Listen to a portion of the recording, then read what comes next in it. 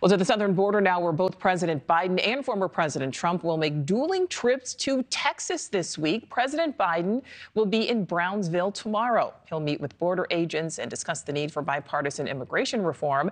And President Trump, the former president, will be some 300 miles away in Eagle Pass. Of course, we know that's another hot spot fueling the border crisis. Correspondent Ali Bradley live for us in Eagle Pass. And Ali, what are Texans saying about these dueling visits? Yeah, both of these visits are happening here in the Lone Star State, Nichole. And of course, with these dueling visits here happening tomorrow, one of the biggest topics of conversation here is the crimes that we've been reporting here at NewsNation and seeing across the nation involving illegal immigrants. NewsNation was able to confirm just hours ago that a man from El Salvador living in the United States, his name Noel Granados Trejo. He is 25 years old, and he was actually involved in the death of a 2-year-old earlier this month. Some other information that our DHS source is actually confirming to NewsNation here that Granados Trejo is actually an MS-13 gang member. He has a lengthy rap sheet here, and that includes theft charges as recently as September of 2023.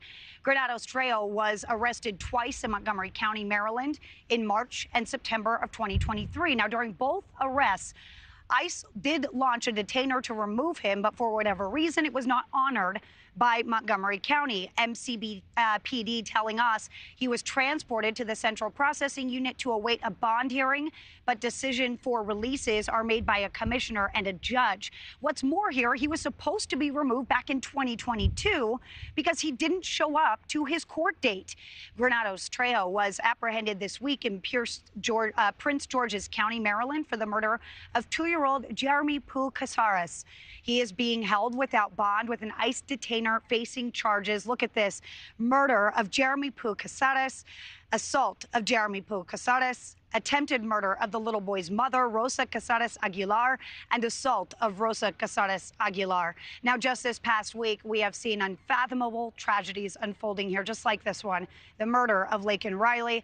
And of course, we're getting word as well that an illegal Honduran immigrant was apprehended in Louisiana for the rape of a juvenile and armed robbery. Now, of course, these conversations likely coming up between Trump and Biden, something that we can expect, Nichole, that Trump will use against Biden during his visit. We don't necessarily know how President Biden is going to respond. These questions are likely going to come up, but we know he's not slated to announce any policy changes or executive orders. Nichole. All right. So Ali, we kind of know what the conversations will be like, but what will these two men see on the ground there in Texas?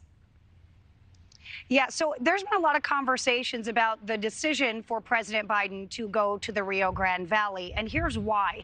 The juxtaposition of the numbers of encounters across the southern border compared to where he's going is kind of staggering. The Rio Grande Valley has been very slow. Not a lot has happened at the Rio Grande Valley since the end of Title 42 when we were down in Brownsville, and that's where he's going, into Brownsville. So take a look at some of these numbers here that we have. So there were only 22 apprehensions in Brownsville on Tuesday, 0 on Monday, and 12 on Sunday. So yeah, not very many people are crossing there. He's not likely going to see any real issues down in Brownsville.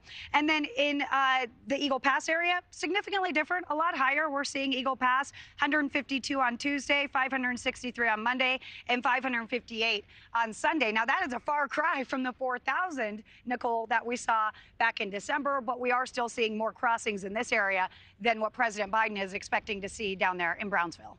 All right, Ali Bradley live for us there in Eagle Pass. Ali, thank you.